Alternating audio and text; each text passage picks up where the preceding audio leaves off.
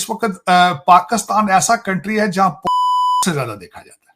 तार साहब आज तो कमाल हो गया, वो इमरान खान साहब ने जिस खातून से शादी की जिनको बुशरा बेगम कहा जाता है, उनका जो एलियस है नोन एज पिंकी पीरनी, वो कल जेल में तार साहब लड़ाई हो गई।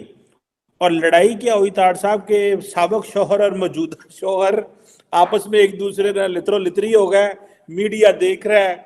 और आज उन्होंने 7-7 साल कैद कर दिए। और वो हमारे जो साफी हैं पाकिस्तान के बड़े मशहूर उमर चीमा साहब की खबर थी कि ये जो निकाह हुआ है इसमें इद्दत पूरी नहीं हुई, और वो बुशरा बीबी मान गई है हमारी कि जनाब निकाह जिस डेट को उन्होंने कहा था। ताड़ साहब, एक तरफ अवाम को सड़क पे खड़े होके कहना जनाब या का नाबुदो या का नस्ताइन रियासत मदीना ते बंद कमरे दे विच कानून इंसाफ और इस्लाम की धज्जियां, ये कैसे आप देखते हैं? मैं अफसोस के साथ ये कहूंगा, खासकर मैं कुछ ऐसी चीजें अभी बोलने लगा हूं जो इतनी ज्यादा मुहज़्ज़ब नहीं है, सिविलाइज नहीं है, लेकिन अब मजबूरी है, उसकी वजह एक टॉपिक ऐसा है हमारा। चीमा साहब, इससे पहले ये बताना चाहूंगा कि इस वक्त पाकिस्तान ऐसा कंट्री है जहां से ज्यादा देखा जाता है। आपको पता ही है, गूगल के ऊपर सारा दिन। फिर उसके बाद फिर ये जो अगले दिन प्रोसीडिंग हुई है, ये आप यही समझ लें कि पोर नहीं चला है वहां के जेल के अंदर। 3 बंदे बैठे थे, खवातीन बैठी, सुना है ऐसे अल्फाज उन्होंने खवातीन के मंथली चीजों को इस तरीके से वकीलों ने डिस्कस किया है कि कुछ खवातीन उनके लिए बड़ा मुश्किल था वहां बैठना। लेकिन वहां फिर और इनके एक नौकर ने आके अपनी जो लतीफ साहब उनका नाम है, नौकर है, जो उन्होंने आके सीन बनाए हैं। फिर उसके बाद इनके खावर मानिका साहब ने आके बताया है कि इनको मेरी वाइफ मसाज करती थी, मेरी तस्वीरें होती थी, इमरान खान साहब ने कमरे से मेरी तस्वीरें हटवा दी थी। और मुर्शिद ने पहले कहा है कि कुरान लाया जाए कि मैंने अपनी बीवी का चेहरा शादी के बाद देखा है। पहले कहते कुरान मंगाया, फिर बाद में मुकर गए उससे। लेकिन वहां पे सुना है कि टोटे ही चले हैं वहां पे। लेकिन अफसोसनाक बात है, मोरालिटी की धज्जियां उड़ाई गई हैं। और खासकर एक और बात है, जिस शख्स के बारे में आपने जिक्र किया है कि अय्या का नाबदु अय्या का नस्ताइन, ये सियासत नहीं जिहाद है, वो उस एक जर्नलिस्ट ने, मेरे दोस्त मेरी उनसे बात कि उनके चेहरे पर कोई नदामत नहीं थी। वो उठ के बार बार कोर्ट में चलते रहे हैं, बल्कि हंसते रहे हैं, और 3-3 का निशान बनाते रहे कि हैट्रिक होने वाली, तीसरा मुझे सजा मिलने वाली। शर्मिंदगी उनके चेहरे पर नहीं थी। ये एक सबसे बड़ी सितमजरीफी है। लेकिन शर्मिंदगी क्यों होती? एक ऐसा इंसान जिसने अपनी बच्ची को ऑन करने से छोड़ दिया, लंदन में बैठी शादी के बगैर, उसको क्या फर्क पड़ता है? लेकिन दुनिया के लिए वो मुर्शिद पाक है। देखिए यहां पे चीमा साहब में एक और बात, ये मेरा एक पॉइंट ये है, ये उनके पर्सनल मैटर थे, ठीक हो गया, कोई ऐसी बात नहीं। शादी की नहीं की क्या फर्क पड़ता है, उनका अपना पर्सनल मैटर है, मुझे उस पर कोई एतराज नहीं। जो दूसरे उनके अपोनेंट हैं, उनके भी हालात ऐसे ही हैं। उनमें से एक भाईजान है जो जब भी हुकूमत में आते थे हर साल नई शादी करते थे।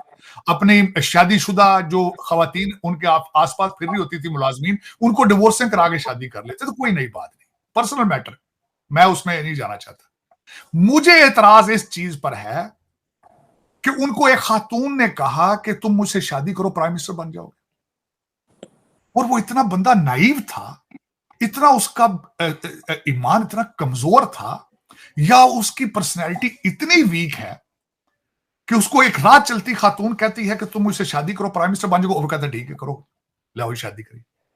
आपने उस शख्स को एक एटॉमिक पावर की चाबियां पकड़ा दी। फिर आपने, मुझे इन पे कोई गिला नहीं है।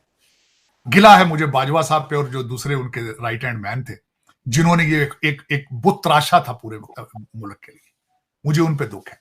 और उनके साथ जो दूसरे हैं आपके कैंडिडेट सारे हैं।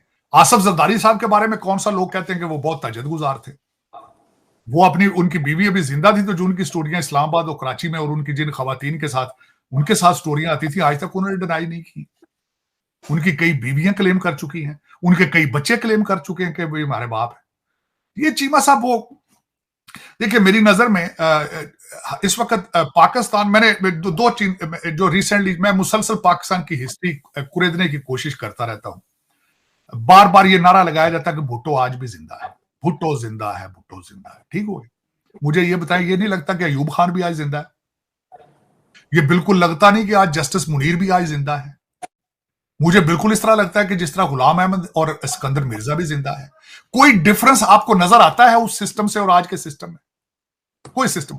मैं रिसेंटली मैं पढ़ के शॉक्ड था, पाकिस्तान बनने के 9 साल बाद जस्टिस मुनीर ने, जो चीफ जस्टिस थे, उन्होंने अदालत में कहा था बैठ के कि Pakistan is not a free independent country, Pakistan is not a free country. उन्होंने कहा था governor general is still under the crown, under the queen, और वो उसके सामने असेंबली की कोई वैल्यू नहीं। और मेरे ख्याल में आज भी पाकिस्तान आजाद नहीं है। जस्टिस मुनीर जिंदा है, आज भी अयूब खान जिंदा है, किसी और फॉर्म में, किसी और यूनिफॉर्म में, किसी और चीज में। यही बदनसीबी पाकिस्तान की। और पाकिस्तान, मैं इंतजार कर रहा हूं जिस दिन ये पाकिस्तान की बुनियादें रखें।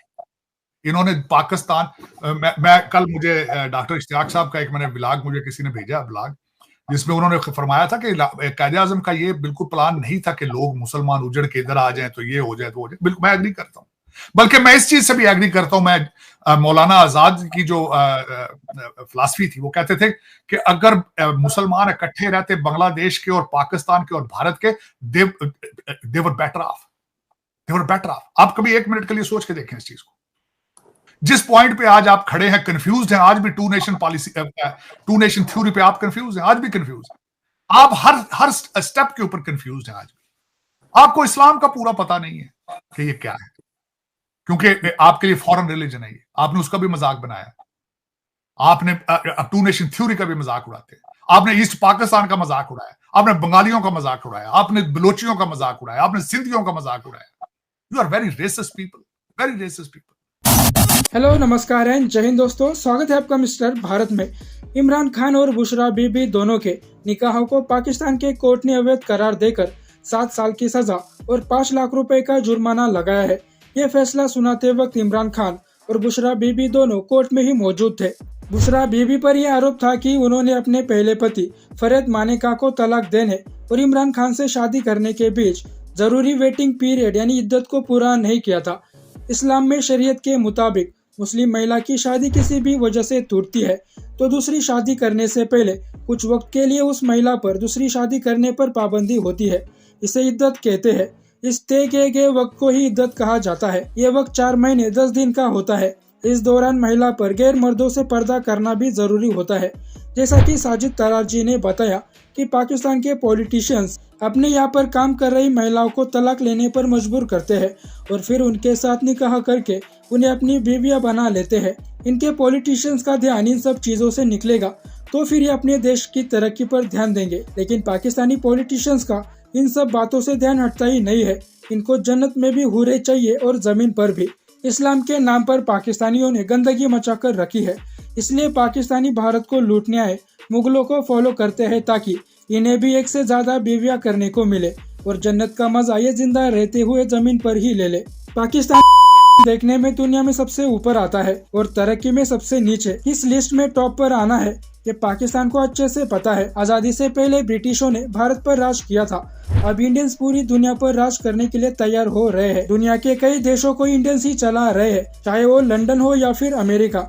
ये देश भी आज भारतीयों पर ही निर्भर है। गुलामी से निकलकर भारत ने दुनिया को पूरी तरह से अपने ऊपर निर्भर कर दिया है। वही पाकिस्तान कल भी गुलाम था और आज भी गोरों का गुलाम है। बाकी दोस्तों, आपका इस वीडियो के बारे में क्या कहना है नीचे कमेंट बॉक्स में बताइए। ऐसे ही वीडियोस के लिए मिस्टर भारत को भी सब्सक्राइब करें। मैं मिलता हूँ आपसे अगले वीडियो में, तब तक के लिए जय हिंद, जय भारत।